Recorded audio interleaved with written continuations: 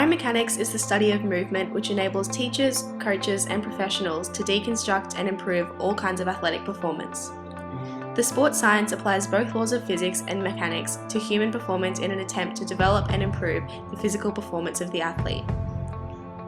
In this video, we are looking at biomechanically analysing a backsault performed by an acrobatic gymnast. The backsault or back tuck is a complete rotation of the body in mid-air with the hips passing over the head in a tuck position without the hands touching the floor. In the sport of gymnastics, the backsault is a foundational movement that forms building blocks for more complex rotation skills, for example a pike salt or layout. Fundamental skills fit together to create movement sequences such as round-off flick salt. Performed by our athlete Sophie, this video will look at biomechanically deconstructing her attempt of a standing backsault.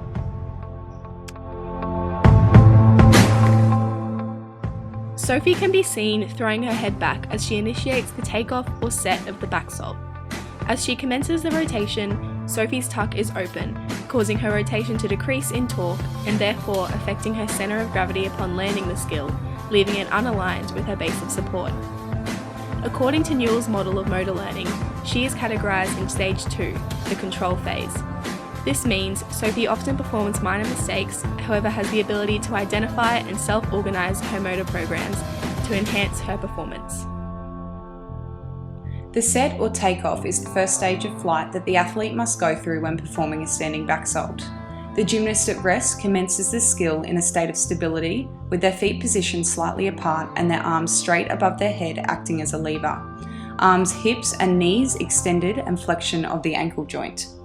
The gymnast is about to experience Newton's first law of motion. During commencement of the stage of load, the gymnast will swing their arms through the sagittal plane as their legs commence a slight squat, flexing at the knees and ankle joint, and applying pressure into the track as the gymnast plantar flexes. Change from their initial state of stability into the loading will require the athlete to adjust their centre of gravity and centre of mass. The load stage allows the gymnast to maximise their potential energy, preparing the body for the explosive jump, initiating the takeoff. At the turning point of maximum load, the gymnast, producing kinetic energy, will stretch up tall and snap their arms up fast to create lift. During takeoff, the quadriceps and gluteal muscles create the most power. The gymnast's centre of gravity will rise with their body as they push off the ground with a slight angle, providing initial angular momentum, performing a maximum vertical jump.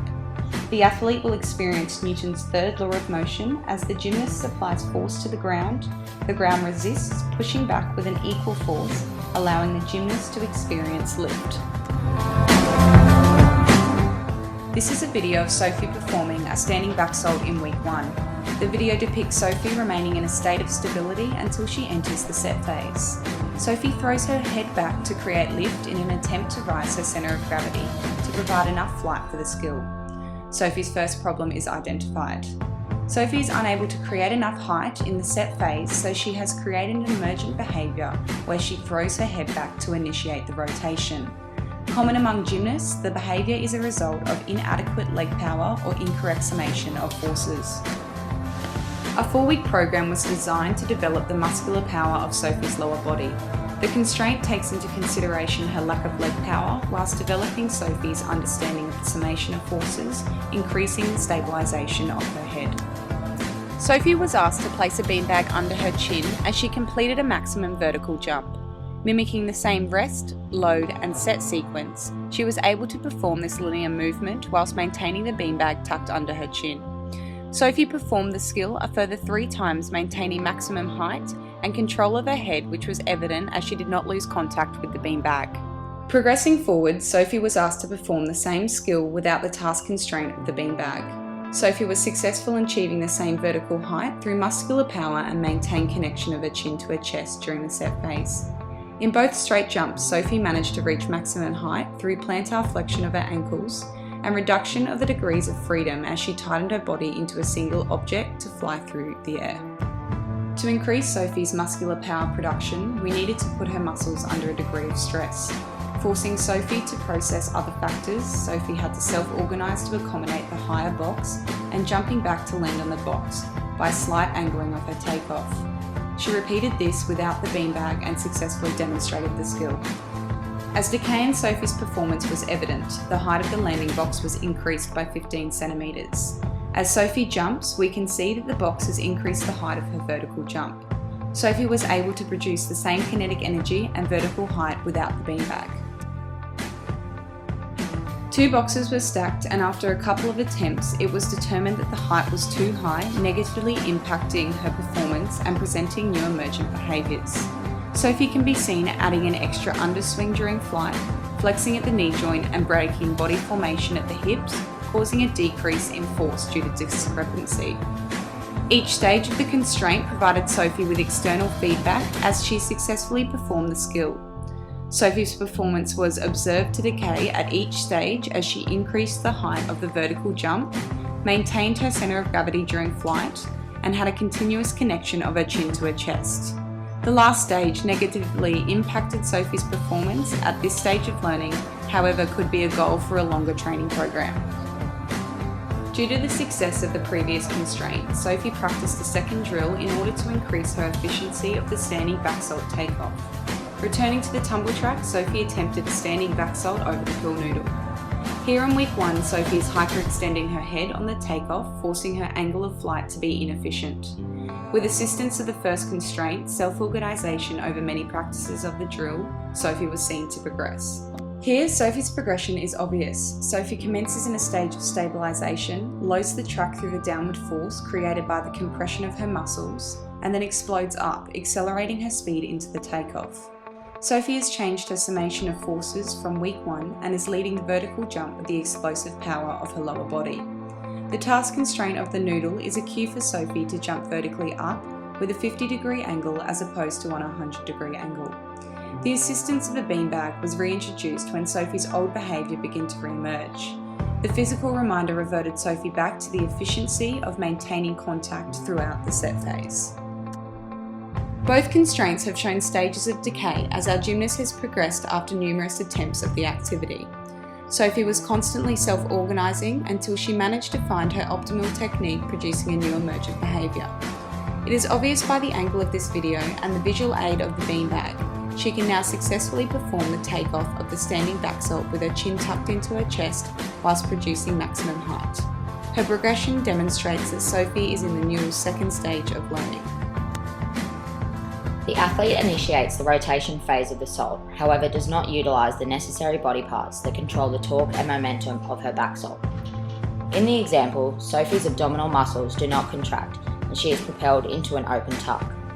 The arms are extended, but due to the lack of contraction through the athlete's core and limited leg power, she can only reach and grab at the knees. The summation of forces requires all body parts to move in a sequence. In this example, the athlete is immediately throwing her head back and thus is no longer engaging the abdominal muscles, resulting in her centre of mass being too large to sufficiently rotate around the axes of rotation. Due to the lack of torque and momentum generated, the athlete under-rotates and an off-balance landing occurs. The problem begins as Sophie starts in the open tuck position and has not grabbed her shins. Newton's first law of inertia is evident. The force of gravity is stronger than Sophie's abdominal strength and leg power and prohibits her from creating a closed tuck position. To counteract this, Sophie is required to utilise the height of her takeoff and contract accordingly to create adequate torque and rotational motion around her axes of rotation. Sophie is required to reduce the distance between the axes of rotation and majority of her mass to conserve angular momentum, which will present an increase of speed in rotation. She is required to adapt her movement patterns to ensure the tuck is performed at maximum point of her vertical jump and released at the optimal time. To assist the athlete in progressing into the autonomous learning stage, a set of constraints have been implemented to enhance her consistency within the rotational phase. Constraint 1 is for the athlete to be in a standing position, progressing through the set phase onto the rotation and landing on her back in a tuck. The aim of the movement pattern is for the athlete to create angular velocity in a backwards direction. As the athlete's limbs are brought closer to the body, the angular velocity will increase. By training the fast contraction of the abdominals, a forceful motion will develop. Here the athlete does not engage at the optimal height of her takeoff, therefore hindering her opportunity to create torque within the tuck position. The required muscles are completely separated, as seen here. The athlete's head is thrown back, hips are low, her core is switched off, and her legs are not tucked. Therefore, minimal torque can be created due to the lack of power produced. The athlete from here is unable to grab at the shins, rather she grabs behind her knees.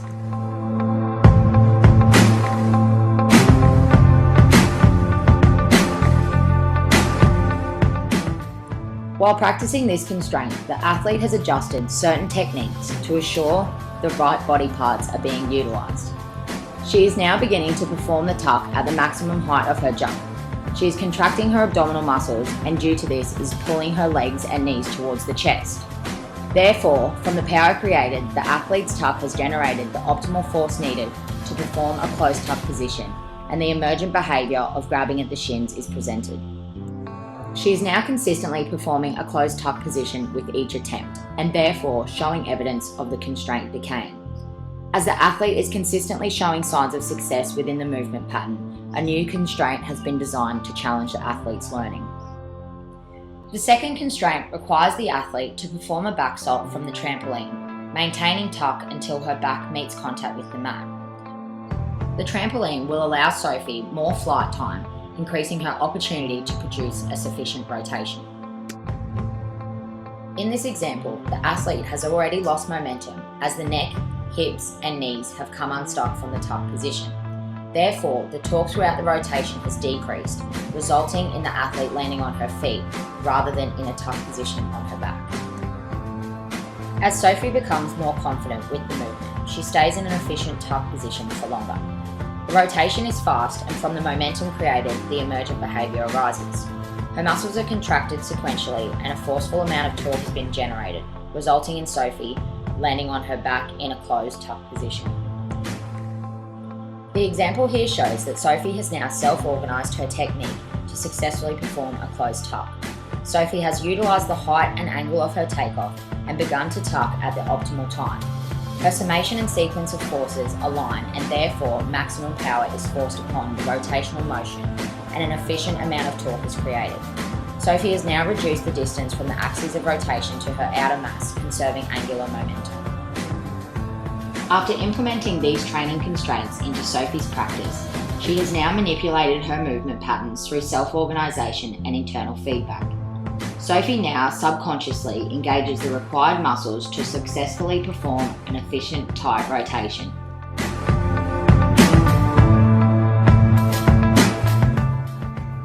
The landing phase of a backsault is difficult to predict as it relies heavily on the first two stages.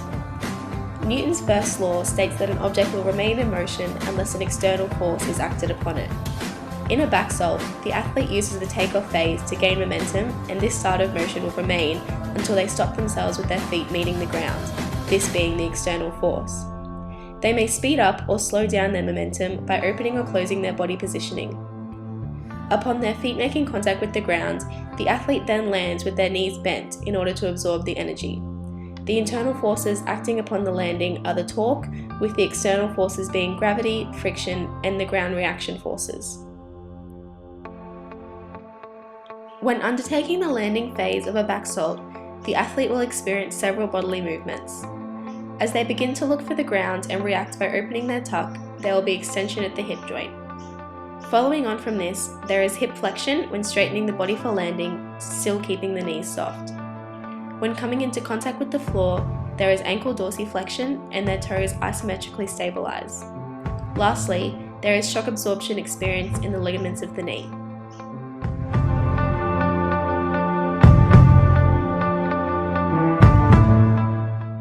As shown in the videos, the problem illustrated is that Sophie is stepping out of her landing. This can be due to two problems. The first is that she is over-rotating, where she is increasing her rotation speed but not opening early enough to slow down her momentum in preparation for landing. As a result, this is forcing her back leg to step back in order to stabilise her balance. Secondly, as seen in some examples, she does not have enough torque in her rotation due to her lack of abdominal tension, and therefore lack of a tight tuck, causing her to under-rotate and fall forward upon landing. So overall, the main problem Sophie is facing is that when she goes to land, she is experiencing failure to get a line of support to fit inside the base of support, resulting in instability within her landing. In order to attempt to overcome this problem, a constraint was implemented in which Sophie backsalts off the edge of the tumble track. This will allow for more time to increase rotation and therefore increasing her torque. Furthermore, when Sophie lands, she will have her feet apart, increasing the width of her base of support, making it easier to not step out of her landing. In Sophie's first attempt from week 1, it was evident that she was still unable to align her centre of gravity within her base of support. However, with having more rotation time by landing on a lower surface, as well as several practices using these constraints, Sophie was seen to have evident progression.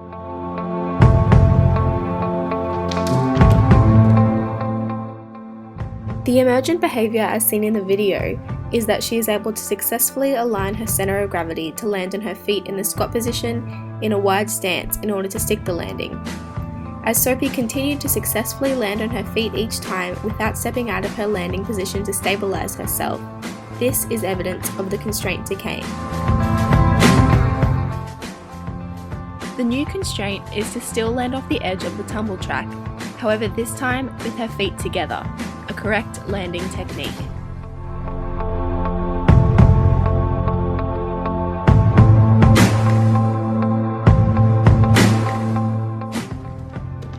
After several attempts of Sophie landing off the edge of the tumble track with her feet together, the emergent behaviour found did not match with our predictions. In fact, using the correct technique of keeping her feet together reverted Sophie back to her old habits, stepping out of her landing due to being thrown off balance. However, after more attempts at this, Sophie was able to self-organise and found that landing with her feet slightly apart was her optimal acquisition pattern of this movement. This allowed her to achieve a safe and stable landing, which was evidence of the constraint decaying. As shown in this final video, Sophie is able to now align her centre of gravity within her base of support to land in a slight squat position with her feet slightly apart and arms in front for stabilisation. After analysis of Sophie's standing backsault, as a group, we have cemented our observation that she remains an associative learner. The 4-week training program has seen Sophie advance into the control stage of learning through the process of practice. The many constraints implemented were a successful attempt to improve her search processes in order to enhance her previously assembled coordination structures. Each constraint was designed to incorporate flexibility, allowing Sophie to revise her previous movement configurations into advanced movement patterns. Sophie's high level of determination was the main contributor to the overall success of her progression in the standing backsault.